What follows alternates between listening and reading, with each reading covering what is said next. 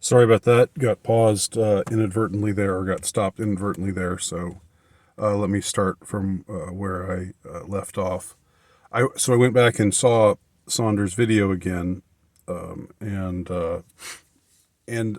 what I didn't know was that Academic Agent, for reasons of his own, was also becoming interested in this book by Francis Saunders from the year 2000, and he discusses this book and the contents therein with a great deal of detail in in his latest video podcast, where the broadcast where it's him and some guests talking about a an issue or a phenomenon.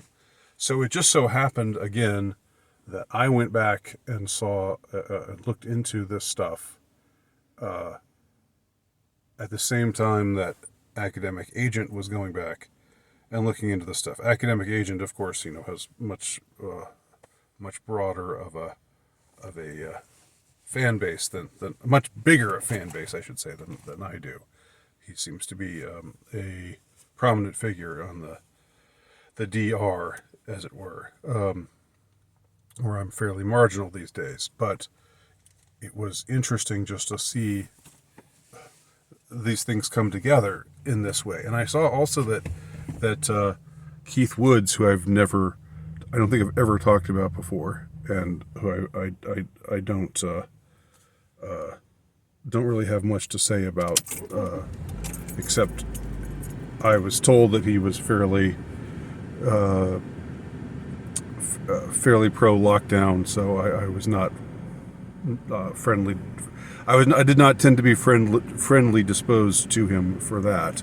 That he, like Richard Spencer and others, on the supposed DR, were like, yay Fauci, wear your masks, do what the government says, and all that. I don't really have much use for that.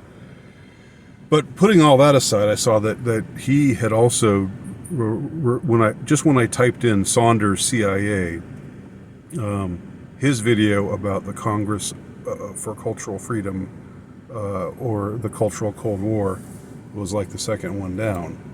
So it seemed that he had also made this foray into this subject matter as well. So it seems that of course this was like a little while ago, maybe another year ago or so. But it was just strange to see, or interesting, I'll just say, to see this convergence happen. That I was focusing in on this subject at the same time that Academic Agent was focusing in on this subject, and there was no precipitating event that made us both get interested in this subject again. It just happened, like I said, synchronistically. So there you go. It's the Saunders synchronicity. What does it mean? I don't know, but it's interesting. And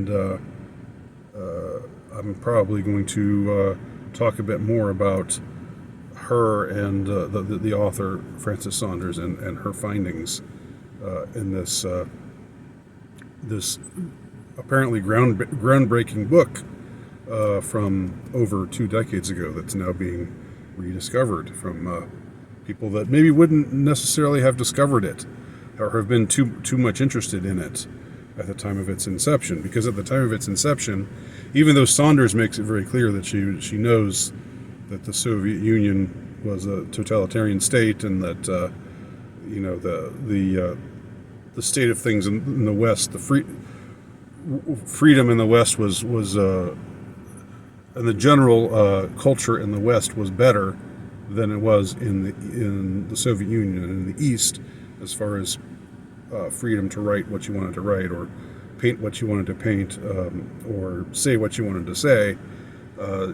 In spite of her making that very clear, she was apparently attacked by right-wing people when this book came out in 2000, because at the time the CIA was seen in a pretty friendly light by the American right.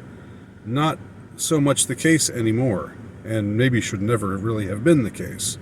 But at the time, it was like, it was seen in the context of the Cold War, and like they helped us win the Cold War, and the Soviet Union was bad, and if it helped us to defeat the Soviets, then bravo for the CIA. Well, it's a bit more nuanced than that. I know people who say nuanced can be kind of annoying, but it's true in this case.